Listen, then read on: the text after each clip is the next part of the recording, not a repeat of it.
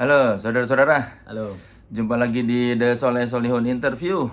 Sudah lama nih tidak, tapi demi Omar Esteglal. Esteglal ya? Esteglar Kak. Marga atau Iseng. kok iseng? Iya, jadi rupanya pingin ONE namaku. Jadi bokap nyari E-nya apa, terus kalau nggak salah ngelihat, oh ada nama Esteghlal, ternyata bahasa Farsi. Udah dipakai itu. Jadi Beneran. nama belakang bokap lu bukan Esteglal? Bukan, nama belakang bokapku Pratama. Iya kan kayak si Andika kan? Andira Pramanta. Pramanta, Ini Pratama. Ardian Pratama. Iya kan, sekeluarga gitu-gitu bunyinya mirip. mm. Iya, iya. Oh, artinya apa? Nggak ada apa-apa? Esteghlal tuh artinya kemerdekaan bahasa Farsi. Kalau Omara tuh kalau nggak salah kayak apa gitu, tapi intinya firstborn atau apa san gitu. Kan nama tanggal lu apa? Naidra. Naidra itu Ardian dibalik. cukup narsis ya bokap lu. Karena menyempilkan nama dia. Mungkin namanya Naidra. Berarti lu anak pertama? Anak pertama. Yang lu ada adik? Adek. TWO enggak? TWO bener. Berapa adik lu? Satu doang. Oh, kalau ketiga repot ya, harus Tri. THREE. Namanya gimana bingung juga. Enggak, gua pikir tuh apa lu ada keturunan apa Spanyol gitu. Indonesia. Tapi lu sering dikira bukan asli Ya, Indonesia. banyak yang ngira gitu. Ada beberapa yang ngira gitu. Padahal lu Jawa kan? Padang. Oh Padang ya. Padang. Oh, keluarga Padang ya. Tapi lu kuliah di Amerika itu kan lu apa kuliah di Amerika? Ya? Kuliah di Amerika. Karena apa waktu itu? Itu sebenarnya iseng SMA tiba-tiba aku apply gitu kan, karena tante yang juga pernah SMA di Amerika. Terus ya udah aku apply, terus dapat SMA di Amerika 2 tahun di New Mexico di Amerika, terus habis itu 4 tahunnya lagi di Minnesota. Jadi aku lanjutin lagi di Amerika. Jadi kuliah 4 tahun di sana. 6 tahun lah total, 6 tahunan. Tapi SMA di sininya ada? Ada dulu, satu tahun doang. Di mana? Cikal, sekolah Cikal. Oh dari Oh karena IB ya. IB. Nyambung ke sana. Nyambung ke sana IB lagi. Berarti lu nggak punya kenangan SMA yang banyak di sini ya? Putih abu-abu nggak pernah sih, Kang. Putih abu-abu nggak pernah. Seperti apa SMA di Amerika? Enak, nggak ada seragam. Terus kalau misalnya soal jam, nggak ada jam 8 sampai jam berapa, waktu-waktu tuh terpencar-pencar. Terus kita kan boarding kan, jadi asrama gitu, jadi bener-bener rekat lah semua ininya, pertemanannya, tidurnya kan ada roommate, jadi punya teman tuh bukan sebatas ketemu di sekolah doang, tapi bener-bener kayak tidurnya malam bareng, pagi bareng, mandi bareng semua gitu. Mandi bareng? Enggak, maksudnya kan beda cubicle gitu loh. Nggak kirain kayak di film-film yang kamar mandi bareng terus telanjang rame-rame. Tapi ada tuh di kuliah ada yang dibuat apa, yang buat kolam renang bener-bener shower Iya kayak bisa. Dan lu nggak thanksin? Nggak pernah mandi di situ sih kebetulan. Berarti lu selama 2 tahun tuh asrama sama si murid-murid yang lain itu? Asrama murid-murid. Memang sekolahnya pakai asrama apa? Asrama, iya, kalau pas SMA tuh semuanya asrama, jadi full, karena kan kita satu SMA itu ada dari beberapa negara gitu kan, Kang. Jadi kayak ada 150 negara apa 120 negara. Memang sekolahnya membuka program beasiswa ke seluruh dunia gitu. Oh. Lu kenapa milih ke sekolah itu selain karena apa tante? Enggak, jadi sebenarnya itu tuh ada national committee-nya gitu kan. Jadi kalau apply-nya tuh di Indonesianya gitu. Jadi mereka yang naruh, oh anak ini cocoknya ada sekolahnya UWC namanya, ada yang di Norway, ada yang di Amerika, ada yang di Jepang, ada macam-macam gitu. Nah, aku di bagian di Amerika. Oh. Dari negara mana aja teman lu? Banyak. Aku roommate-ku yang pertama dari Finland sama Kanada, kalau tahun kedua dari Iran. Oh, dari Iran. Oh, zaman Amerika masih baik Masih baik. Masih sohib. Lu kuliah sampai 2 jurusan kan? 2 jurusan ya, alhamdulillah 2 major aku. Dikerjakan dalam berapa tahun tuh si Vilo? 4 tahun. 4 tahun. Jadi sekali kuliah langsung 2 jurusan? Filosofi Sama psikologi. Dan semua dikerjakan dalam bahasa Inggris lagi ya? Kenapa lu ngambil 2 jurusan itu? Kalau psikologi emang awalnya niatnya emang pengen masuk psikologi karena kan seru gitu ya, kayak otak manusia gimana. Terus kalau filsafat karena di kuliah ada kelas eksistensialisme, ini seru, ya udah aku lanjutin gitu. Seneng. Jadi sebenarnya kalau misalnya antara dua itu lebih seneng filsafat sih daripada psikologi. Kenapa? Lebih seru. Tapi bukannya dia pusing mikir-mikir gitu? Nggak tahu lebih seru aja. Apa yang bikin lebih seru? Kayak pertanyaannya sih kayak pertanyaan-pertanyaan yang kita pikirin di otak tapi bingung gitu cara ngomongnya. Kayak contoh kayak kalau misalnya kita mati, dunia kan terus berlanjut gitu kan. Terus kita katanya dunia ini adalah perantara gitu. Antar sebelum kita dilahirkan dari alam sana terus kita menuju ke alam yang lain gitu contoh. Nah, terus kalau misalnya dunia ini cuman trial gitu doang, kenapa tanggung jawab kita dan segala macam tuh ada di dunia gitu. Itu dipertanyakan. Jadi hal-hal yang kayak gini yang kita bingung gimana mempertanyakannya itu didiskusikan lah panjang itu. Makanya seru. Lu muslim? Iya. Gimana belajar filosofi dengan pertanyaan seperti itu dengan hubungannya ajaran agama? Kalau dalam konteks itu sih sebenarnya menarik kan karena jadi kayak salah satu kalau kita lihat sejarah ya, Islam kan ada 1400 tahun lalu gitu. Terus datang itu kan penyempurnaan kan banyak yang bilang atau pembaruan dari kitab-kitab Abrahamik sebelumnya ya, dari Injil dan dari Taurat segala macam gitu kan. Jadi kalau kita lihat pengajarannya itu kan semakin semakin refine lah kita ngomong. Jadi kalau misalnya kita ngomong ada yang percaya ini, ada yang percaya enggak, ada yang enggak, ujung-ujungnya aku ngerasa kayak oke, kita percaya bahwa nanti ada akhirat, kita percaya ada surga neraka, kita percaya ada Tuhan kita Allah gitu, terus Nabi kita Nabi Muhammad gitu. Nah ini kan pengajaran yang kita anut gitu. Nah bagi yang lain yang nggak percaya, ya kita anggapnya oh ya udah mereka beda branch, beda school of thought atau beda agama gitu aja sih ngeliatnya. Nggak bertentangan dengan lu belajar filosofi terus dengan apa yang diajarkan di agama? Enggak sih kan, karena aku ngerasa kayak kita contoh Islam, tapi kita juga belajar oh ternyata orang Kristen atau orang Katolik tuh belajarnya gini ya, oh agamanya seperti ini, atau orang Yahudi belajar seperti ini, oh orang Hindu belajarnya seperti ini. Itu cuman menambah wawasan baru aja, tapi ujung-ujungnya kan kita menganut satu hal gitu yang kita percaya. Udah kita lanjut dengan anutan itu. Ya soalnya kan filosofi tadi kata lu kan mempertanyakan segala sesuatu, sedangkan kalau dari Islam kan semua pertanyaan tuh ada jawabannya di Al-Qur'an. Iya. Kan? Ya menurut aku jadi akhirnya kita percaya bahwa yang kita anut dan jawaban yang kita ambil dari Al-Qur'an itu ya jawaban untuk kita gitu loh. Tapi untuk orang lain ada jawaban lain-lainnya lagi gitu. Psikologi gara-gara apa? Psikologi gara-gara pas lagi summer, lagi SMA kelas 1 aku baca buku judulnya Predictably Irrational. Sama ada Blink tuh, mungkin orang banyak yang baca juga Blink. Jadi bahwa kalau misalnya kita ngambil keputusan tuh kadang suka nggak mikir ya. Tapi kita percaya dengan keputusan kita. Jadi otak kita tuh udah diprogram pengetahuannya segini, tapi kita nggak sadar dengan pengetahuan kita itu. Nah karena itu aku jadi aku tertarik dengan gimana sih proses otaknya itu dalam merancang sebuah keputusan. Itu aja sebenarnya. Predictably Irrational. Dan Riley yang nulis. Tentang apa itu? Jadi intinya apa? Bahwa hal yang kita anggap irasional itu sudah mudah ditebak. Nggak banyak yang kita pilih itu sebenarnya irasional. Jadi pilihan-pilihan hidup kita atau kesukaan kita tuh nggak ada. Kalau disuruh jelasin tuh kita nggak bisa. Tapi kita menganut banget gitu dengan hal itu gitu. Penjelasannya apa jadi? Kenapa? Penjelasannya karena jadi intinya singkat cerita banyak sekali yang udah diprogram otak kita intinya udah diprogram sehingga kita kecenderungan kita tuh untuk mengambil hal itu gitu. Tapi tanpa kita sadari. Jadi proses-proses hidup kita tuh ada di ketidaksadaran. Karena berdasarkan pengalaman kita, jadi kita ngambil sesuatu itu. Berarti lu sarjana psikologi dan sarjana filsafat. Tapi kalau di Amerika kan Bachelor of Arts biasa aja kan.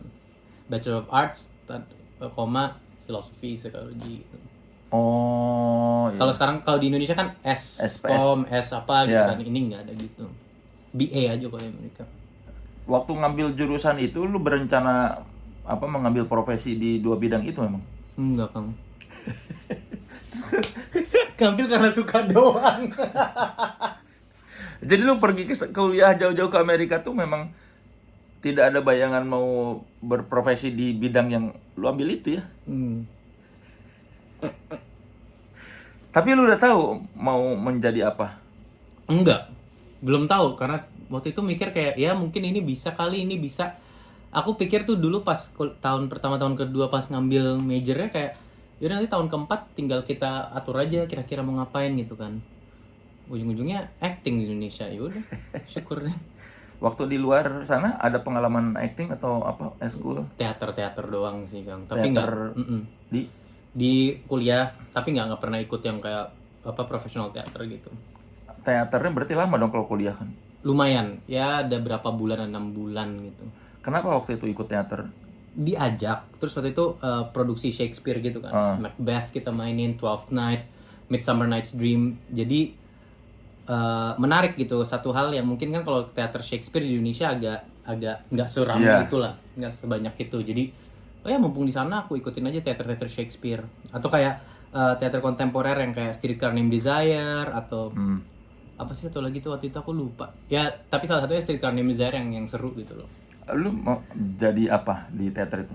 Pas Streetcar aku kalau nggak salah jadi sempat coba jadi Stanley. Kalau misalnya aduh lupa. Macbeth itu aku mencoba jadi salah satu witches-nya. Kan ada 3 witches. Terus kalau Midsummer aku lupa jadi apa. Tempest aku jadi tunggu, 3 witches tuh bukan di Macbeth apa di Tempest ya? Itulah poinnya. Tapi lu baca karya Shakespeare? Baca. Ngerti? Ya, terpaksa. Bahasa Inggrisnya kan bahasa Inggris zaman Aneh dulu. ya? Ya terpaksa. Gimana? Apa nikmatnya bermain teater? Prosesnya panjang, seru. Terus dibolehkan improvisasi kan. Jadi kayak boleh maksudnya nggak dibolehkan improvisasi, tapi di sana tuh kayak kita udah segini, kalau misalnya salah ya improv di bagian situ. Sama main panggung seru sih di sana. Karena kayak kita nggak bisa expect orang tuh reaksinya seperti apa, tapi kalau orang bereaksi tuh kita juga kedengeran juga kan di auditorium kita. Jadi sensasi yang nggak dirasakan pas syuting film gitu. Dan di teater itu lu merasa menemukan bakat acting? Nggak juga sih, Kang, jujur kayak bakat acting atau bisa acting baru belakangan ini aja pas agak lumayan laku. Lah jadi awal-awal film pertama apa dulu, sebelum Dilan tuh apa? Lima Elang. Itu perannya peran pendukung. Itu film anak-anak, Rudi Sujarwo waktu itu direkturnya. Lu masih bocah? Iya masih. Kenapa waktu itu bisa terlibat? Nah, dulu tuh ada teater juga, Kang. Dulu namanya Opera Jelajah Anak Indonesia kalau nggak salah. Ya, Opera Jelajah Anak Indonesia. Itu di Pakubono kita latihannya. Di Jakarta. Terus dia itu ngambil cerita-cerita daerah terus dimusikalisasikan atau dibuat modern lah. Nah dari situ tiba-tiba aku casting Lima Elang itu. Akhirnya film Lima Elang terus Pasukan Kapiten. Terus nggak ada, aku sekolah-sekolah aja. Oh itu si Lima Elang dan Pasukan Kapiten itu sebelum lu SMA ke Amerika? Iya, itu 2011-2012. Waktu itu berarti ikut itu karena apa? Karena aku seinget aku inget teater tuh karena disuruh psikiater. Karena hiperaktif nggak bisa disuruh apa-apain, akhirnya teater ngebantu. Jadi itu bagian dari terapi? Bagian dari terapi dari psikiater, betul. Emang sehiperaktif apa?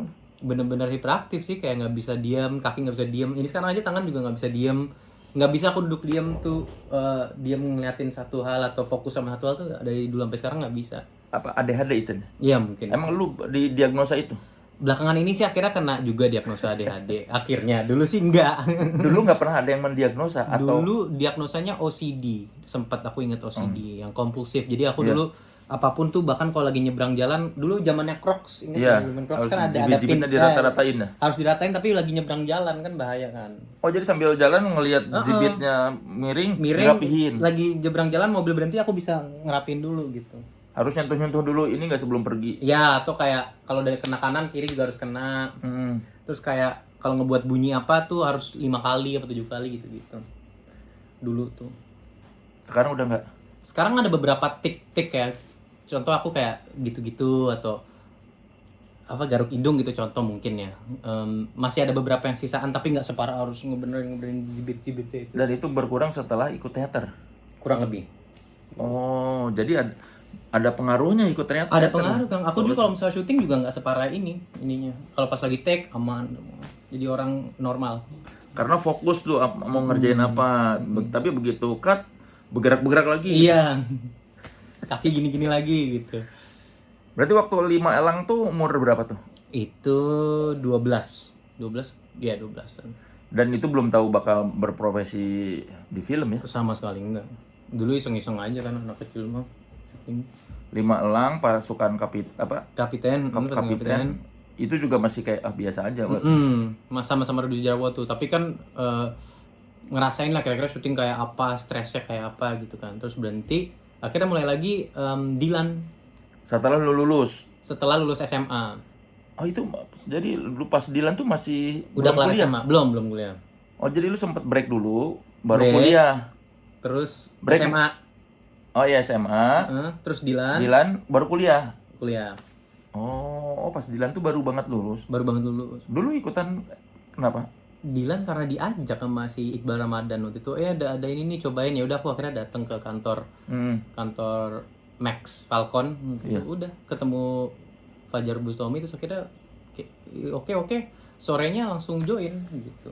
Lu sama Iqbal udah kenal lama? Udah dari Limalang. Oh karena si Iqbal main juga di Limalang. Gitu. Jadi begitu dia mau produksi di Dilan, Terus kita juga sempat di Amerika, dia tahun keduanya aku, dia jadi adik kelasku di sana. Oh ya dia kuliah apa SMA sih? SMA di Amerika. SMA di Amerika juga ya. Oh ya. Nah Dilan kan kayak jadi titik ininya ya, titik awal lu masuk yang beneran serius ya. Tapi jujur kan enggak lagi. Dulu tuh titik pertama aku serius tuh di Kadet. Oh Kadet malah. Kadet 2020 syutingnya.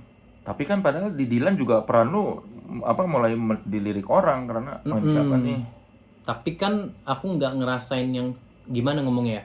Aku pas Kadet tuh merasakan bahwa environmentnya tuh orang-orang yang bener-bener serius serius dalam acting. Dulu kan kita kalau Dilan masih anak-anak remaja kayak wih seru gitu, kita mentalitasnya tuh rata kayak gitu lah. Oh karena lingkungannya remaja-remaja juga. Jadi kayak nggak syuting beneran kayak, gitu. Iya maksudnya dunia acting tuh ini seru, ini fun, ini ada artnya. Tapi pas Kadet tuh aku ketemu kayak Chico, Martino Leo yang gitu-gitu yang bener-bener kayak banyak banget kedalaman actingnya yang gitu-gitu loh. Akhirnya ternyata lebih dari cuman kerja dan have fun ya gitu. Karena skala produksinya juga lebih gede. Lebih gede juga. Jadi lu baru sadar begini ternyata.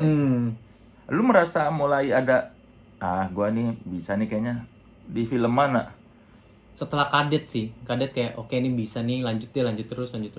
Jadi setelah 2020 baru merasa kayaknya gue bisa berprofesi di sini.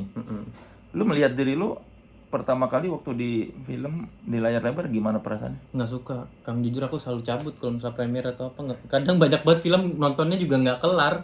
Kenapa? Malu. Sampai sekarang masih? Masih. Tapi kan ini udah banyak film lu. Iya, ada beberapa film yang aku bener-bener nonton kayak. Karena tapi kalau itu pun aku bukan nggak malu ngeliat akunya, menikmati film yang dibuatnya aja.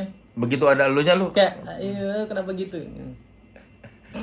Malu karena apanya? Karena melihat elunya atau karena merasa kualitas acting? Dua-duanya. Kayak aku ngerasa kok gue actingnya gitu banget ya, sama muka gue kenapa gitu? Kenapa ngapain gitu? Yang paling bikin lu kenapa di film mana? Mana ya? Film-film terakhir sih aku aman ya, kayak aku ngeliat aku di Budi Pekerti, di Pengepungan di Bukit Duri, aku masih kayak aku senang juga, aku senang banget filmnya. Tapi masih banyak juga film-film yang aku kayak kenapa muka gue gitu. Banyak kan semuanya jujur kayak kenapa muka aku gitu. Ya kan itu karakter muka lu begitu. Iya sih, tapi kan karakter bisa dimainkan orang lain, bukan tampilan mukaku aja gitu yang kayak kenapa acting gue gitu ya gitu. Jadi lu mulai merasa lumayan actingnya di Budi Pekerti. Mungkin ya, Budi Pekerti kan juga orang ngelihat aku untuk actingnya juga kan waktu itu.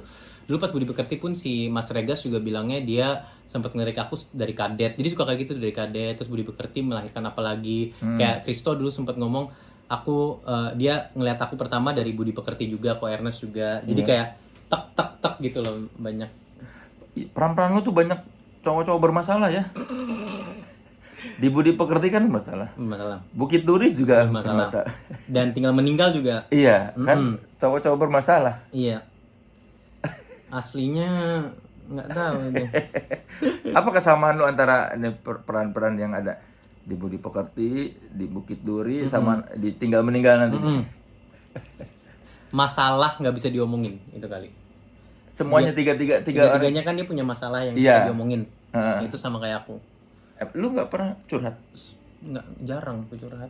Bingung mau curhat kayak gimana pun juga. Jadi kalau ada masalah, apa yang lo lakukan? Mendem. Biasanya mungkin kali ya. Sakit dong.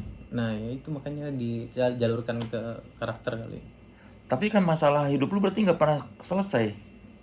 Mungkin kali ya. Ada beberapa yang ujung-ujungnya selesai sama diri sendiri gitu kan. Atau konsekuensinya diterima. Tapi kalau untuk kayak aku lagi sedih banget gini-gini belum jarang lah.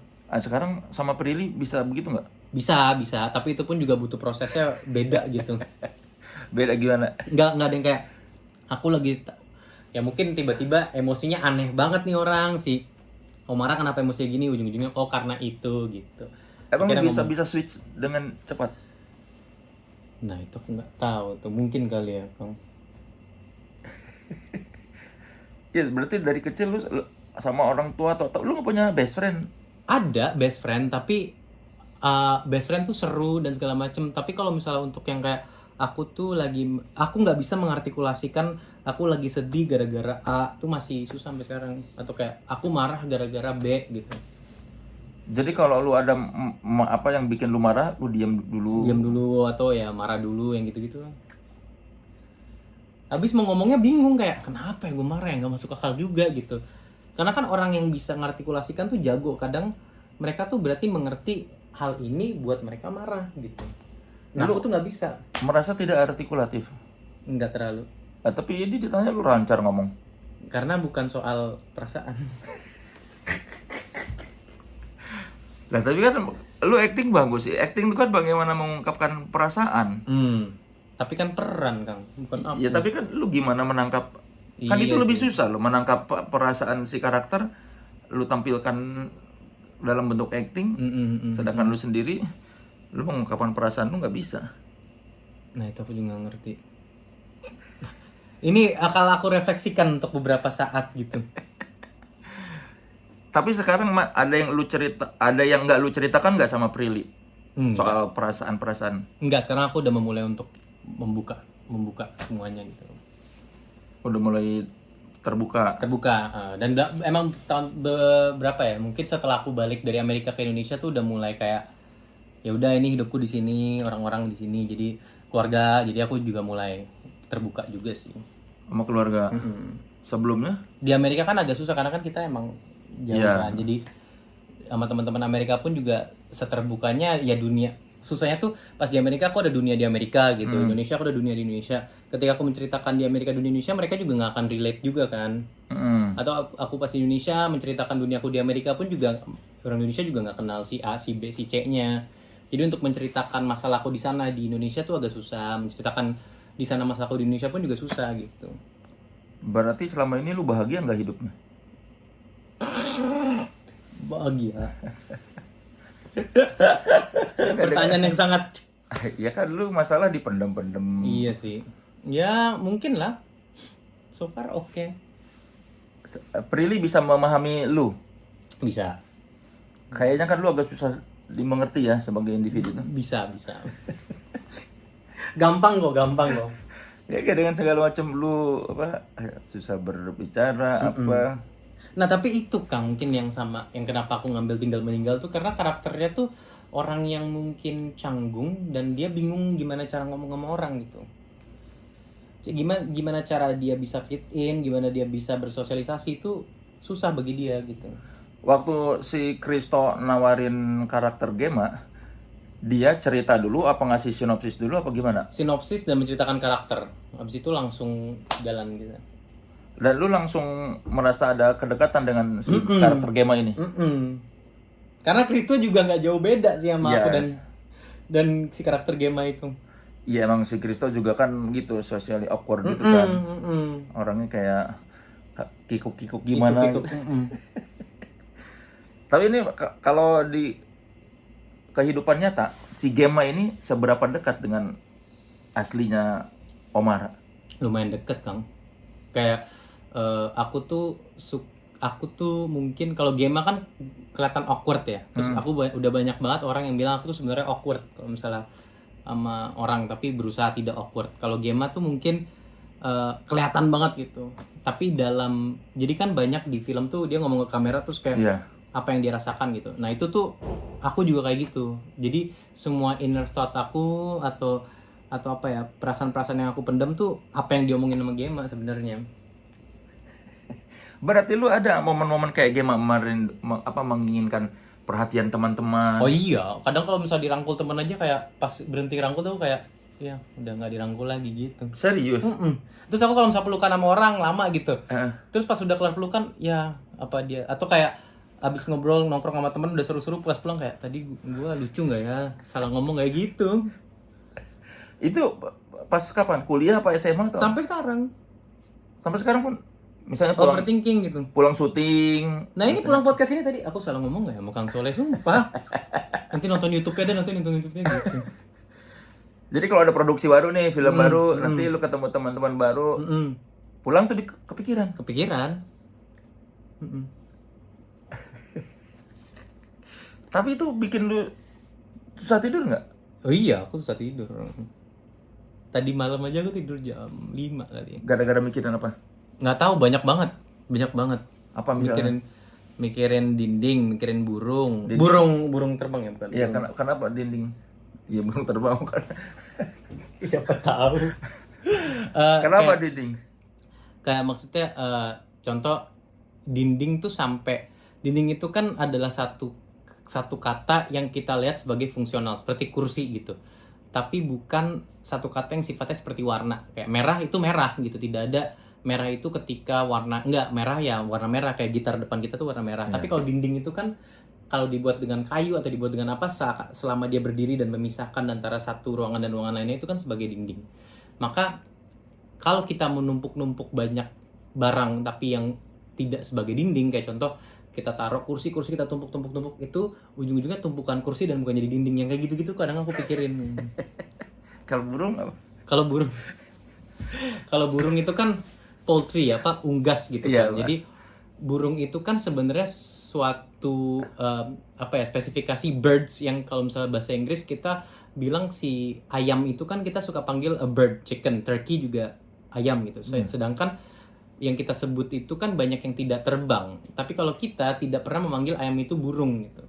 Maka nature bahasa Indonesia itu melihat burung itu nggak kayak bird sebenarnya. Kayak contoh gitu. Nggak ada pentingnya sih kalau dipikir-pikir. Baru beres masalah burung, dinding Kayak gitu. Jadi gara-gara kuliah filosofi kali. Dari dulu kayak gitu sih, tapi kan maksudnya dari anak kecil juga. Dari kecil juga. Dulu tuh aku ingat diceritain sama orang tua kayak AC gitu kan, terus aku nanya kalau remote AC bisa dimatiin dinyalain sama si penciptanya dan orang-orang yang tidak menciptakan gitu kan, berarti manusia tuh bisa nggak dimatiin lagi sesukanya atau ada aturannya gitu. Terus orang tuaku jawab ya itu kan tergantung dari pencipta. Aku bilang tuh kan gitu. Jadi emang dari dulu tuh aku mikirin soal yang kayak gitu-gitu. Itu aku umur 2 tahun apa 3 tahun gitu nanyain soal AC. Tapi kalau soal overthinking ke orang misalnya, sampai ini gak misalnya lu ngerasa nggak enak tadi ngobrol sama sini, nelpon, sorry dong. Pernah, sering banget. Gara-gara apa misalnya? Kayak aku sama Lutesha, kadang kalau kita lagi nongkrong malam-malam tuh besokannya kayak tadi aman nggak ya besokan yang gitu. Jadi lu nanya, tadi gua salah ngomong nggak? Tadi gua salah ngomong nggak? Ute juga enggak, emang gua salah nggak? Gitu. Ya begitulah. Tapi ada nggak sampai sekarang yang belum selesai soal ini, misalnya dari lu bertahun-tahun, aduh gua tuh masih penasaran. Banyak Kang, aku salah satu momen termalu aku dalam hidup aku adalah pernah nggak sengaja muntah di kelas 5 SD. Sampai sekarang malunya karena dulu nggak enak badan, terus kalau nggak salah lagi ada apa gitu, jadi aku sosok keren, nggak aman tiba-tiba muntah gitu. Sampai sekarang malu kalau diinget itu, kayak malu gitu. Kan udah lewat juga. Iya tapi nggak tahu. Tapi setidaknya lu muntah, orang lain berak di celana tau. Iya. Kalau SD lu pernah juga? Pernah, tapi langsung ganti celana dalam, untung bawa celana dalam. Tapi di SD? Tapi TK PSD gitu dulu. Tapi lu nggak malu kalau itu? Malu, tapi kan nggak ada yang tahu. Oh, kalau ini muntah terlihat orang. Muntah kan depan kelas gitu. Lagi. Emang apa yang ingin lu lakukan supaya itu nggak mengganggu lu sampai sekarang? Nggak, biar nggak muntah seharusnya. Biar nggak malu. Ya kan udah terjadi. Ya mau gimana? Berarti lu nggak lu tuh agak susah menjalankan kalimat yang sudah lalu biar berlalu. Nah itu susah. Tapi lu pendendam nggak? Dendam nggak sedendam itu sih sama orang. Kalau ada masalah terus aku dendam sama orang, dendam tuh ya bentar aja, tapi nggak sampai kayak bertahun-tahun benci banget sama orang. Tapi kalau soal malu itu bertahun-tahun. Kalau salah ngomong, lu ngerasa, aduh, ada yang harusnya gue. Aku di Amerika kan awal-awal kan mungkin banyak bahasa Inggris yang nggak cocok dengan ininya mereka ya. Kayak kita walaupun di Indonesia tuh sebagus-bagusnya Inggris, kadang kalau ke Amerika pun slang-slang kan, Iya, apalagi zaman dulu iya, kan. konteksnya beda. Itu salah satu ngomong aku masih ingat. Apa misalnya? Kayak contoh aku kayak dulu tuh aku masih ingat nanya orang who's your name sempat. Karena kita siapa namamu Oh, gitu lu kan. pernah nerjemahin Keceplosan. harfiah ya. Itu malunya sampai kapan tahu. Padahal nggak orang kayak, "Hah? Oh, ini tuh kayak salah ngomong ya." Nggak ada yang inget juga, nggak ada yang denger bahkan. Terjadi sekali waktu itu di auditorium umur 15 tahun juga. Keceplosan doang karena udah capek, tapi inget. Dan padahal orang juga biarin lah, bukan orang Iya. berbahasa Inggris ini sehari-hari. Ya gitulah. Ada usaha nggak supaya lu tidak overthinking? Ada, dulu aku kayak sempat ketemu, tentunya pernah ngobrol konsul sama psikiater sama ini, dan banyak terapi dan juga obat yang membantu, tapi kan sekarang belum dilanjut gitu. Jadi kalau misalnya lagi cemas lagi apa, biasanya ada terapinya, ada kayak psikiater ada yang ngasih tahu terapi nafas atau terapi jalan gitu segala macam. Tapi kadang atau ada yang ngasih obat gitu kan, tapi karena nggak rutin ya suka balik lagi. Xanax. Enggak sih, waktu itu namanya Depram, aku pernah dikasih namanya Depram. Itu downer berarti ya? Kalau Depram tuh SSRI enggak down juga sih. Berarti berapa lama lu minum obat biar? Dulu kan aku epilepsi masalahnya Kang. Jadi pernah 6 tahun minum obat Depakote, sodium devalproex. Terus habis itu udah kelar, ternyata ya karena otaknya kayak gini juga, jadi ada gangguan kecemasan, itu pakai SSRI. Kalau SSRI itu nggak lama, cuman 6 bulan apa? Lu epilepsi dari umur berapa berarti? 13 apa 12. Sampai minum obat sampai umur 17. Udah nggak pernah kambuh lagi tuh? Apa? Terakhir kambuh umur 13-an itu berarti? 13. Oh, jadi sebetulnya itu berhenti berobat karena udah nggak pernah kambuh? Atau Karena kan kita EEG setiap tahun ya, tapi kan aku ke Amerika, jadi EEG-nya setiap Indonesia, EEG di Amerika kan ribuan dolar kan harganya kan. Males juga gitu, dan nggak apa-apa kontrolnya di Indonesia aja. Pas di EEG aman, oh ya udah. Akhirnya berhenti pengobatan setelah 5 tahun, which is lumayan lama sih. Dan udah boleh nyetir? Boleh. Kan kalau epilepsi katanya kan nggak boleh nyetir kan karena bahaya. Aku yang nggak boleh dulu tuh, aku berenang kan, seminggu 8 kali, latihan 6 kali gitu. Dulu mau ikut ke Jurda. Oh, lu atlet juga? Dulu renang sebelum puber. Hmm. Epilepsi nggak boleh berenang karena nggak boleh. Ya karena takut kambuh pas lagi berenang ya. Kalau flash lampu gitu masih nggak boleh apa gimana? Sebenarnya nggak disarankan. Dulu nggak boleh. Terus sekarang udah boleh kan? Karena pas EG tetep itu masih aman. Tapi akunya nggak enak ngeliatnya. Jadi kalau ada banyak klip yang banget tuh aku suka menghindar atau merem gitu. Oh, karena nggak nyaman. Meskipun nggak menimbulkan kejang tapi nggak nyaman. Tapi nggak nyaman di otaknya gitu. Oh. Waktu 6 tahun pengobatan itu perasaan lu gimana? Ya sempet gundah sih. Sempet ada aku umur berapa tuh, baru setahun pengobatan ngelempar obat depan orang tua, drama-drama remaja tuh ada lah. Tapi lama kelamaan kayak pas di Amerika, pilnya kan segede-gede gini ya, gede banget. Gede banget, nelennya sakit gitu. Akhirnya kayak lama-lama terbiasa, ya udahlah, kayak minum vitamin. Pernah kambuh di depan teman-teman nggak? Nggak pernah. Untungnya nggak pernah. Iya, nggak pernah ya. Kalau pernah pasti aku malu sampai kapan. Ya makanya kan untuk seseorang yang overthinking dan lo kambuh di depan teman, kejang di depan teman kan ya. Pas pertama kali kejang itu kita mau buka puasa bareng sama teman-teman SMP seingat aku. Terus akhirnya karena nggak bisa datang, mereka pada jenguk kan. Itu aku malu tuh, aduh di rumah sakit kan orang nggak pernah ada yang presentable lah. Jadi kayak Ya lah, namanya di rumah sakit pakai iya, piyama tapi rumah sakit masih mikirin itu masalahnya. Tapi kejangnya di rumah pertama kali. Kejangnya di rumah. Oh, dari situ baru ketahuan, oh ternyata epilepsi. Nyokap kira aku lagi sekarat maut gitu kan. Ya kan kejang-kejang. Dan biru kan muka. Keluar ini busa. Dan sampai biru, terus kayak bener-bener gini kan, karena kan pertama kali kejang jadi sama sekali nggak ada apa-apa gitu. Tapi ya sampai selama pengobatan itu lu nggak ada perasaan khawatir takut kambuh di depan orang apa? Sempet, karena kan kayak kita tinggal di asrama, kalau aku kambuh mereka panik kan ngerepotin orang nih gitu. Tapi untungnya nggak pernah sih. Tapi lu bilang nggak ke teman-teman yang maksudnya serumah Yang kalau ada apa-apa ini gua lagi sakit. Jadi fun fact, di Amerika tuh, di Indonesia mungkin edukasinya belum banyak ya soal ini. Di Amerika banyak banget.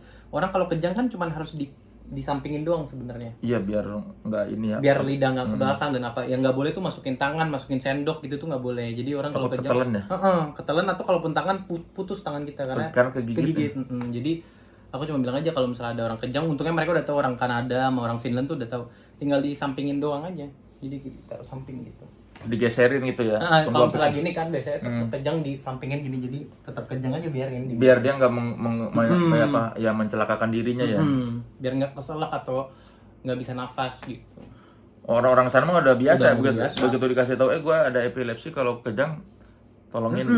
Dan aku pernah ngeliat orang epilepsi juga kejang. Akhirnya aku ya udah aman, sama-sama gitu. Ya kalau di sini kan gimana? Iya, otak aku ayan gitu kan. Kan panik, takut kan diapain nih. Jadi tinggal dipinggirin apa sih? Iya. Tidur. Tiduran di ya itu di rebahannya di sampingin gitu ya. Udah aja, tunggu aja ya sampai selesai ini kan. Ya paling semenit setengah udah kelar gitu. Pernah ini nggak kena bahaya jatuh tuh nanti tahu kebentur kepala. Ini sampai sekarang yang kiri aku lebih benjol daripada kanan. Karena bener-bener ini nih, Kang Ubin kok X gini, X di sini. Serius. Tapi udah nggak lagi. Jatuhnya kepala duluan. Akhirnya aku gagal otak juga di kejang pertama. Gagal otaknya parah apa nggak? Enggak, gagal otak ringan. Jadi tapi yang pupilnya gede sampai berapa hari gitu loh. Makanya lu dibawa ke rumah sakit tuh. Rumah sakit. Di MRI gagal otak. Tapi bukan gara-gara itu lu overthinking kan? Maksudnya gara-gara terbentur terus jadi. Enggak. Kosletnya udah dari dulu. Ya dari dulu emang otak lu udah emang gitu. Udah ke psikiater dari umur 6 tahun apa 7 tahun gitu. Dari dulu? Iya, 7 tahun dibawa ke psikiater. Dulu juga karena dulu ada psikiater namanya Tubagus Erwin Kusuma, dokter Tubagus almarhum. Dia dulu researcher. Kang Soleh tahu yang namanya anak indigo nggak? Iya. Ya itu dulu di researcher itu. Yang bisa ngeliat alam lain gitu ya? Ya alam lain, atau kayak meramal tahu hal-hal yang aneh-aneh gitu. Lu diobatin sama dia. Terus dia yang nerapi aku. Katanya aku juga anak indigo. Akhirnya kok sering tahu mempertanyakan hal-hal gitu-gitu, jadi dibilang anak indigo gitu dulu. Lu termasuk kategori anak indigo? Tapi nggak yang lihat setan atau apa gitu. Karena banyak mikir. Mungkin kali. Terus sering ngomong yang kayak contoh nyokap mau pergi naik pesawat, terus kayak nanti pesawatnya turbulence, hati-hati gini-gini, teman bener gitu. Atau ngelarang jangan, tiba-tiba ngaco. Ya gitu-gitulah yang suka banyak yang lu nyebut. Iya, terjadi. Baru-baru ini apa? Nah, sekarang udah nggak ada sih. Aku nyebut ingin 1 triliun nggak? Belum ada.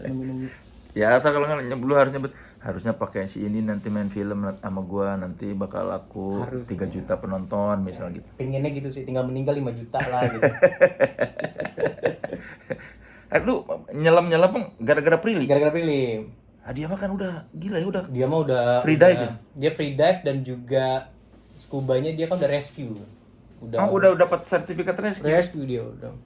Tinggal instructor bentar lagi paling. Kayaknya lebih adventure dia ya daripada lu. Sepertinya sih begitu. Lu udah nyoba free dive belum? Belum. Baru scuba gitu. Enggak takut di dalam air? Enggak. Lucunya pas pertama kali turun tiba-tiba dicium di kokop ikan. Sampai luka. Baru juga masuk turun baru 20 detik di kokop ikan. Terus ini lu lepas nggak? Kalau lepas nggak apa-apa kan, kalau di training kan. Kita kalau free dive kan lepas nggak apa-apa. Oh gitu, itu nggak apa-apa kalau lepas? Kalau lepas kan nggak boleh panik. Tinggal masukin lagi aja gitu. Airnya nggak akan masuk gitu? Ya makanya asal jangan, kalau panik kan ketelen. Jangan sampai ketelen. Jadi kalau lepas tuh ya udah nggak apa-apa, langsung masukin lagi gitu. Ya kan ini lepas. Ini masuk nggak air laut enggak. Ke si yang kita ini? Enggak, karena kan tuh kayak suction, pas ketarik tuh langsung udara doang, dia nggak bisa air masuk gitu. Itu tuh nggak akan ada air masuk. Karena kita nyedot ya. Dia udara doang. Oksigen dia ada filter dari gitu. Nggak tahu, canggih lah dia, makanya belasan juta ininya doang. Lalu dikokop ikan. Iya, karena kan kita gini ya. Hmm. Oh, ini ikan gini, plok gitu. Ya, bibirnya luka. Ini pertama. Berarti lu nggak takut kedalaman laut? Enggak. Aku lebih takut ketinggian daripada dalam atau gelap gitu. Oh iya. Kalau tinggi kan karena kayak wah mau jatuh gitu, tapi itu pun juga aku tuh mendingan kayak gitu-gitu Kang, atau kayak naik gunung, lebih mending naik gunung sendiri daripada roller coaster. Takut aku roller coaster. Kenapa naik gunung berani? Ya seru. Tapi kan kalau roller coaster udah diperkirakan sebetulnya Iya, takutnya tapi gimana gitu. adrenalinnya menurut aku nggak dapat rewardnya kali. Kalau naik gunung kan rewardnya seru gitu sendiri apalah. Lebih ke capek sih sebetulnya. Iya sih. Iya sih, capek-capekin diri. Kan kalau ditinggal meninggal tuh apa teman-temannya tuh kayak nggak akrab ya. Mm-mm. Di kehidupan nyata lu punya teman-teman dekat nggak yang akrab beneran? Ada banyak. Kayak ada kok. Di luar dunia acting ada nggak? Ada. Oh masih ada. Lu masih punya ada. teman. Masih. Setidaknya lu nggak kayak Gema yang. Setidaknya nggak kayak Gema yang benar-benar sendiri gitu. Nggak mau. Tapi lu pernah merasakan kesepian? Sering. Oh sering. Mm-mm. Pada saat apa tuh? Biasanya pada saat kayak kita ngerasain sesuatu yang seharusnya bisa cerita, tapi aku sendiri nyetop diri aku untuk nggak bisa cerita sehingga aku kayak ngerasain sendiri. Nah itu tuh kesepian tuh. Lu kesepian karena ulah sendiri ya. Aku sendiri. Akhirnya lu gimana menghadapi itu? Ya mencoba mencari hal-hal yang menyenangkan batin di tempat-tempat lain sih. Misal, Kayak contoh, sedih nggak bisa curhat, tapi at least punya temen bisa bercanda terus. Jadi hal yang buat bercanda tuh ngecover yang sedihnya. Gitu. ya pada akhirnya tapi yang masalahnya tuh ya balik Tetap lagi. ada, Sampai sekarang ada nggak masalah-masalah dalam hidup lu yang belum selesai selama bertahun-tahun? pasti ada sih, Kang. Ada sih. Banyak. Ya ada. Nggak banyak sih, tapi ada beberapa yang kayak ini nih gitu ada. Itu nggak mengganggu hari-hari lo? Mengganggu, tapi nggak setiap hari, nggak konstan. Jadi mungkin setahun sekali, setahun dua kali keinget, oh iya masih ada itu belum kelar gitu.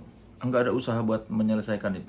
Ada, tapi mungkin secara mental suka ada roadblocknya nanti menanti-nantikan gitu.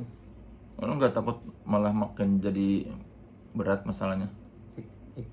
Itu masuk akal sih. Ini kita sesi terapi. Konsul ke psikolog. Iya kan si film Tinggal Meninggal juga kan kayak. Iya, tapi itu sih message-nya Kang, kayak mengubur satu hal sehingga akhirnya karena tidak dibicarakan tuh efeknya jadi parah gitu. Ya sebenarnya kan Tinggal Meninggal tuh kayak itu nggak akan terjadi kalau lu punya temen dan ya jujur aja gitu kan. Kan di situ juga selain karakter lu ada juga karakter yang ya berbohong demi mendapatkan validasi juga kan sebetulnya kan. Si Gema bukan satu-satunya yang bermasalah sebetulnya. Banyak malahan di situ. Iya. Itu kan kayaknya Gen Z tuh masalahnya seperti yang di film Tinggal Meninggal nggak sih? Nah, menurut lu? Itu menarik kan karena kan sekarang maraknya TikTok dan Instagram dan sosial media lah. Jadi informasi mengenai psikologi atau mental health issue itu kan cepat gitu. Sehingga semua orang tuh ngerasa dirinya itu kalau sedih dikit depressed, kalau cemas dikit dia anxiety.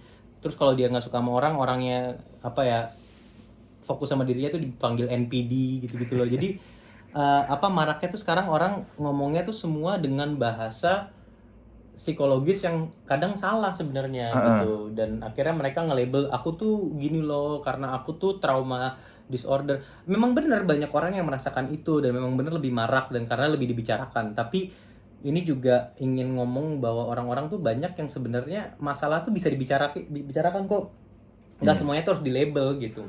Banyak yang self-diagnose ya. Self-diagnose dan salah gitu.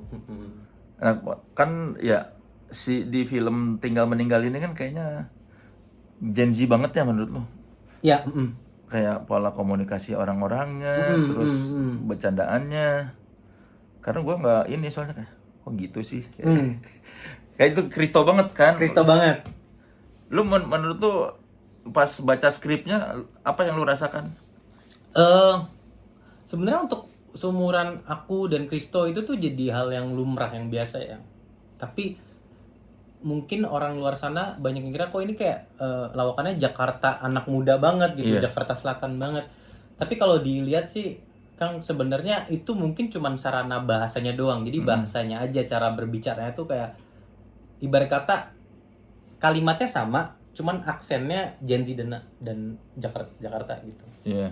Tapi apa yang disampaikan tuh sebenarnya sama gitu. Dan aku juga sering ngeliat yang soal masalahku tuh lebih berat daripada masalahmu. Mentalitas ini tuh ada juga di orang yang lebih tua gitu. Enggak, ini gue lebih berat. Nggak tahu aja, gue sedihnya gini lebih berat gitu. Gitu tuh. Jadi berlomba-lomba untuk lebih Susah. merana tuh. Seakan-akan menjadi paling susah tuh jadi paling kalau di luar tuh namanya victim politik kan. Oh, itu istilahnya. Iya, victim politics gitu. Merasa gue lebih susah dari lu. Lebih susah gitu. berarti lu dapat poin gitu. Kayak gue udah ngalamin kesusahan dalam hidup, maka gue lebih bijak. Sebenarnya kan nggak juga gitu. Si Kristo ini kan film pertama dia. Gimana lo melihat dia mendirect? Jujur Kang, Kristo bagus banget Kang. Sebagai director tuh dia dia kan aktor juga ya. Dan dia berusaha untuk tidak mendikte acting orang. Dia secara komunikasi bagus banget. Dia bisa control the field ya. Dan dia sebagai director tuh yang bagus juga, dia very passionate dengan role-nya dia gitu. Sehingga dia bukan hanya sangat serius, tapi dia juga meringankan pressure kita semua dengan bercanda, everything's fun gitu loh. Emang ada pressure apa? Ya kan takut, aduh ini bener nggak ya actingnya, atau kadang kan time crunch gitu kan, namanya syuting ya. Ini film komedi keberapa buat lo? Aku pernah cameo doang di satu scene doang di Sri Mulat. Jadi sebenarnya kalau dihitung-hitung ini pertama. Iya, karena di Simulot Kadir ya. Kadir ya, tapi itu kan cuma muncul di yang Sri Mulat kedua. Iya. Gimana rasanya main komedi? Susah banget, susah banget karena banyak banget yang lucu nih. Tapi di reading akhirnya jadi kayak kurang lucu. Tapi harus tetap ini lucu nggak ya? Udah percaya aja gitu. Jadi banyak yang kayak timing, belum lagi comedic timing kan yang harus kayak nanti cut-nya gini. Terus diksi, Kristo tuh mementingkan diksi dan juga pemenggalan kata. Nah itu tuh hal-hal yang kayak gitu kan. Let's say kalau di drama ngomong kayak aku nggak rela kamu ngelakuin itu, kalau misalnya kita ubah-ubah kan masih bisa make sense gitu ya. Iya. Ternyata kalau di komedi kan nggak se-fleksibel itu gitu. Harus tahu ini ya, kapan menggal di sini Soalnya kan terakhir film yang tayangan Bukit Duri yang lu jadi ya nyebelin lah ya. Terus tiba-tiba sekarang kayak tuh kok kasihan gitu. Ya itu challenge tersendiri juga tuh. Ini kalau switch gimana dari peran yang si Jeffrey yang nyebelin ya begitu, terus tiba-tiba ke si Gemma yang ya kasihan gitu. Enggak ada sih Kang, aku kayak setiap kali ditanya ada proses khusus untuk masuk atau keluar dari karakter tuh aku sebenarnya nggak pernah punya. Mungkin aku proses masuk karakternya cuman ngebaca informasi tentang habitnya karakter itu, riset soal karakternya ya benar-benar riset empiris gitu. Aku ngeliat manusia yang kalau misalnya tersakiti itu biasanya efeknya gini, gitu-gitu doang. Aku nggak pernah ada yang belum punya teknik yang kayak orang kan banyak yang punya teknik gitu, aku belum punya sih. Jadi benar-benar kayak ya udah ini Gemma gitu, udah ruangan aja. Waktu baca skrip yang di kepala lu Gemma tuh seperti apa? Setelah baca terus interpretasi lu terhadap sosok Gemma itu. Gemma tuh seperti Kristo. Gimana? Kayak normal tapi nggak normal gitu. Gimana ya? Orangnya sosial tapi canggung gitu. Dan ternyata kata Kristo, Gemma tuh lu, berarti ya kita sama-sama enggak, Gemma tuh lu gitu. Saling nuduh nih. Lu nuduh Gemma tuh Kristo, Kristo nuduh Gemma tuh lu. Gemma cocok sama aku ya, tapi Kristo walaupun pas fun fact-nya kan katanya Kristo pas nulis Gemma tuh emang dirinya sendiri yang harusnya main kan gitu. Karena dia nggak bisa ngebayangin siapa. Ternyata pas ketemu aku dan aku gerak-geriknya nggak jauh beda sama Kristo dalam cara lain, ya udah. Iya, dia bilang apa sih yang ngemut lemon. Iya. Iya. Ngemut lemon apa sih waktu itu? Lu ngapain kok tiba-tiba meeting sama Kristo terus ngemut lemon? Meeting buat Gemma ini, buat tinggal meninggal. Terus pas lagi Kristo ngejelasin, aku ngemut lemon karena aku ada ice lemon tea. Abis Jadi lemonnya aku ambil terus aku Sambil dengerin sambil Christo dengerin ngomong. Christo, gitu. Biar ada kesibukan aja. Lu sering berarti melakukan itu misalnya Ternyata iya. meeting sama orang terus aduh gua ngapain ya. Oh iya itu benar, itu sering. Kalau lemon gak ada lu es batu lu Es batu juga lu kadang. kunyah-kunyahin gitu.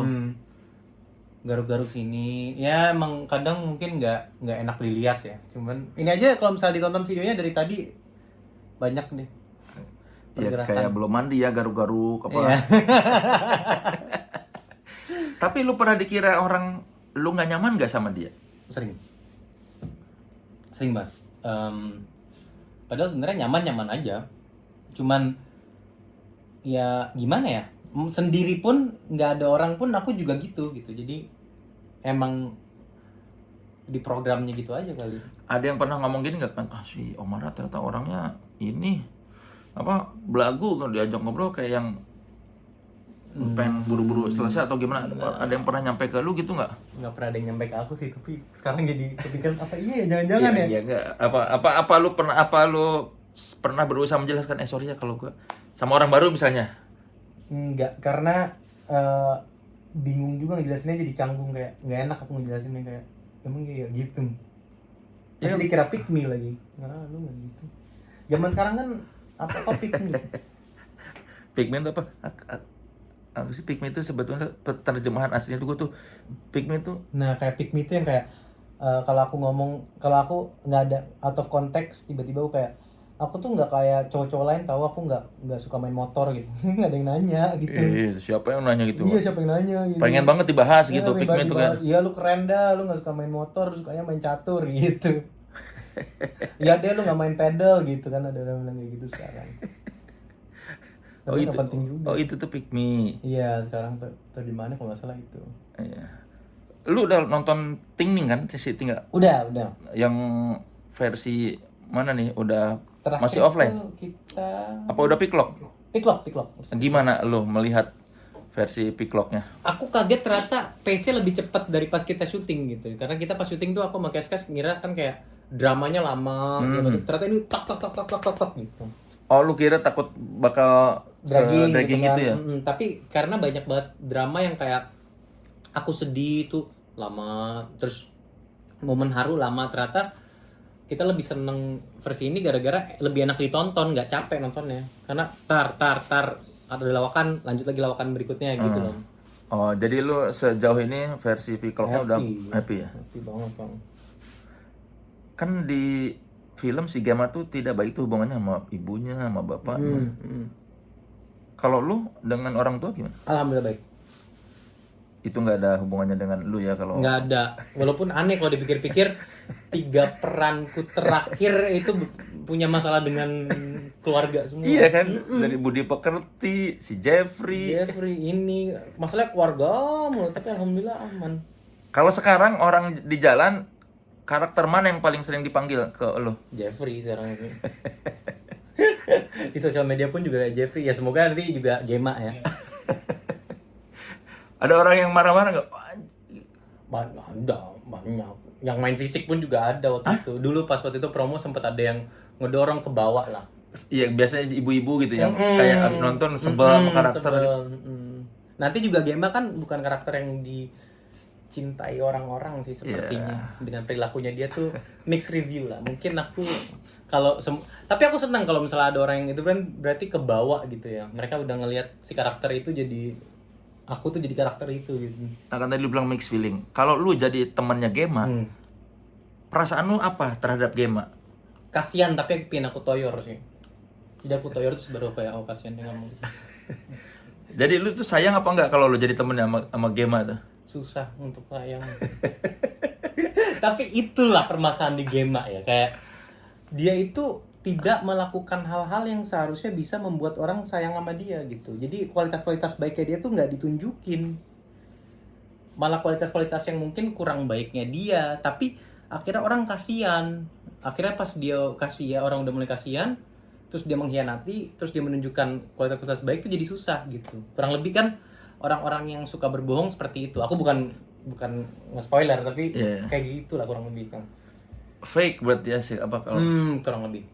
Tapi at the same time dia juga paling real gara-gara dia tidak berpura-pura, dia tidak memaksakan diri untuk sedih tentang hal-hal yang orang biasanya sedih. Kayak di trailer kan juga bisa dilihat pas bapaknya meninggal dia kayak ya udah. Ya oke. Gitu. Lebih sedih karena dia kok nggak punya temen. Jadi menurut lo orang kalau nonton Tinggal Meninggal sama si Gema ini bakal bingung ya. Sayang apa sebel? Yang mana nih kira-kira? Bahkan sampai ending pun lu masih bingung ya menentukan ya. Karena ini kita harus sayang apa sebel sih sama nih orang? Itulah yang aku sama Kristo harapkan orang pas ngeliat karakter Gema nih. Kira-kira sebenarnya menurut pandangan mereka tuh ini orang yang baik kah atau orang yang dipertanyakan kah? Disinilah yang kita pingin buat dimana orang tuh ngobrol sebenarnya. Kamu akan maafin karakter itu enggak gitu? Tapi lu belum tahu juga lu mau memaafkan apa enggak, atau menurut lu si Gema tuh baik apa enggak orang? Menurut aku Gema baik, normal, cuman situasinya aja tidak mendukung. Itu pandangan pribadiku. Ada nggak teman-teman yang kayak si temennya Gema ini menurut tuh? Banyak. Menurut aku semua karakter di trailer itu yang bisa kita lihat itu semua orang aku pernah lihat wujud aslinya. Oh ada, lu pernah lihat semuanya. bapak-bapak yang pengen terlihat Gen Z? Wah itu banyak. Oh, iya. Itu banyak bapak yang kayak gitu. Terus Di mana, di dunia mana? Di dunia acting apa? di semuanya. Lu pernah bertemu Dalam gitu? acting, iya, terus ada yang sok keren, nanti bisa lihat tuh ada karakter yang sok keren, sok punya semuanya gitu contoh. Iya, Itu ada juga banyak banget orang kayak gitu. Ada cewek yang tidak tahu bagaimana bersikap. Iya itu ada, atau cewek yang kayak, weh gue keren, gue asik, itu ada. Orang yang pokoknya enggak aku paling sedih itu juga ada. Ada juga orang yang sama sekali nggak tahu ini tuh sebenarnya salah apa bener, kayak cuek aja juga ada gitu. Jadi semuanya tuh representasi orang-orang yang aku kenal semua. Dan kalau orang nonton Tinggal Meninggal, sebetulnya menurut lu orang akan mendapatkan apa? Macem-macem kan. Ada orang yang kayak mungkin merasa ditampar, ada orang yang kayak wah berarti teman gue kayak gitu. Ada juga mungkin orang yang kayak hah kok gitu gitu. Jadi emang mix review gitu. Dan kemarin juga aku dengar dari Kristo sama dari Ko Ernest pas FGD forum group discussion, orang-orang pada nonton pun reaksinya berbeda-beda dalam waktu yang berbeda-beda. Yang orang lagi nangis ada yang ketawa, ada yang lucu tiba-tiba orang gitu cringe, ada juga. Jadi ini film menurut aku salah satu film yang biasanya kan film tuh universal ya rasa feelingnya kan. Oh ini bapernya di menit keberapa gitu. Atau takutnya di menit keberapa. Kalau ini tuh film yang sangat personal yang orang tuh mengartikannya sama kursi sebelah aja bisa berbeda gitu. Kursi sebelah ketawa ini kayak ini gitu bisa gitu. Ya kalau cringe kan Krito sudah mengakui kan, aku cringe kan. Ya, Dia kan di bio Twitter kan gitu kan. Aku cringe, ya betul. Tapi lu merasa yang cringe-nya lu ngomong gak ke Kristo atau lu Jadi banyak Bang yang cringe-nya tuh kayak lawakan-lawakan yang mungkin nggak sering kita lakukan gitu kayak lawakan-lawakan yang biasanya orang itu hindari itu buat aku cringe gitu. Atau ada lawakan-lawakan, aku suka lawakan-lawakan gelap ya, dark comedy, getir lah mungkin kita katakan sekarang. Itu aku suka, tapi ternyata itu cringe point-nya gitu loh. Gitu. ya tapi kan yang namanya film Kristo harus ada cringe-nya. Harus ada cringe-nya. Dari konten-kontennya dia pun juga ada gitu kan kayak Iya sih. Iya, orang kalau mengikuti konten Kristo pasti bakal ya ini Kristo banget sih. Dari gaya komedinya ya kan yang itu kan kayak dingin gitu kan kadang-kadang kan dry kayak British kan nonton British comedy kan suka kayak udah oh gitu. Tapi intinya lu bahagia dengan hasilnya. Banget. Prilly udah diajak nonton belum? Belum. Dia mau diajak ke premier apa? Bisa ada waktu nggak? Ada dong dia. Demi lu ya. Iya, alhamdulillah. Itu pacaran udah berapa lama sih? Jalan setahun. Bentar lagi. Kalian ketemunya di mana? Ketemu kita kenalan tuh pas 2012 sebenarnya. 2011-2012 kenalan. Tapi akhirnya ngobrol lagi setelah Budi Pekerti. Oh, gara-gara di Budi Pekerti ya karena satu produksi. Berarti ini hasil cinlok. Waduh. Ya gitu deh. Semoga. Ya Aku soalnya mencoba mengatakan yang lumayan general biar nanti orang-orang iya apa enggaknya nggak tahu. Iya, intinya kan ketemunya di Budi Pekerti. Budi Pekerti lagi. Iya. Ya soalnya kan Prilly udah lama tuh sendiri kan. Sepertinya begitu. Iya, gua kenal Prilly tahun berapa tuh? Itu dari sejak gua kenal sampai ini kan kayak siapa gitu, Prilly pacar lu siapa, cariin dong, selalu ngomong gitu. Lu pacar ke berapa? Waduh, nggak tahu. Enggak lu. Aku Iya, Prilly pacar ke berapa? nggak tahu lagi. Banyak pacar lu. Nggak banyak. Nggak ngitung aja. Ya berarti banyak. Enggak juga. Ya kalau orang nggak gitu berarti banyak. Kalaupun 2 juga nggak aku hitung gitu. Oh. Lu tidak mau mengakui yang sudah lewat. Kan ya ini saatnya aku di mana yang sudah ya. Kalau bagian ini yang sudah. Benar-benar yang sudah aja. Tapi di saat yang lain lu nggak bisa. Nggak bisa. Kalau yang ini yang sudah nggak ingat gitu. Gitu ya. Kalau buat asmara yang lalu biar berlalu. Nggak ada lu berusaha memperbaiki. Oh, tidak ada. Jadi meskipun lu merasa kemarin gue kayaknya salah sama mantan gue, jadi lu biarin aja. Oh enggak, yang itu iya benar, yang itu benar. Tapi aku mengakhiri dengan minta maaf, udah kelar, udah nggak akan balikan, nggak akan apa, nggak ada kangen, nggak ada apa. Dan lu nggak akan berteman. So far sih ada yang, ya, tapi yang di sini nggak ada. Iya nggak, jarang sih berteman. Udah aja gitu. Udah. Biasanya mereka juga nggak mau berteman sih, jadi ya udah. Kok jadi kayak kasihan gitu. Ya gimana ya?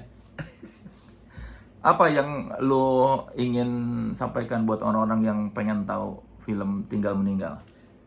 Tinggal Meninggal adalah refleksi bagi orang-orang yang kadang suka merasa dia bingung gimana cara fit in gitu loh.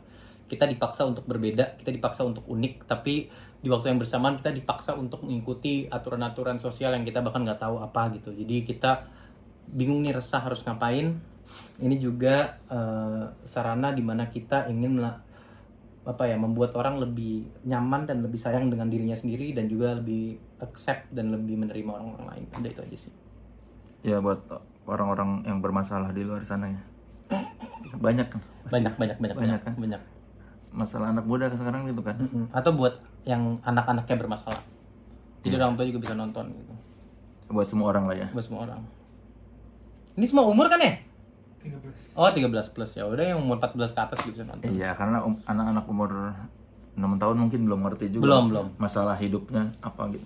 Semoga nanti kita buat yang animasinya jadi bisa semua umur. Kayaknya enggak deh, mah buat anak umur 6 tahun tinggal meninggal kayaknya. Iya, susah ya. Jadi apa ya? Ya tapi kan si Gemma juga masalahnya dari kecil. Nah, itu dia. Iya kan? Dari Dari umur SD 8 masalah tahun. dia kan, dari SD. Sebenarnya ini masalah semua orang kan? Masalah semua orang. Orang tua yang kadang ngerasa kita butuh lebih perhatian banyak dari orang tua, dari teman, itu kan semua orang ngerasa. Iya, karena ibunya Gemma juga kan ternyata kurang baik komunikasinya dengan Gemma. Bapaknya juga macem gitu. Bullying juga ada, ya gitu-gitulah. Ya, pokoknya silakan ditonton lah. 14 Agustus Oh iya, 14 Agustus. di bioskop. Terima kasih lah. Tuh.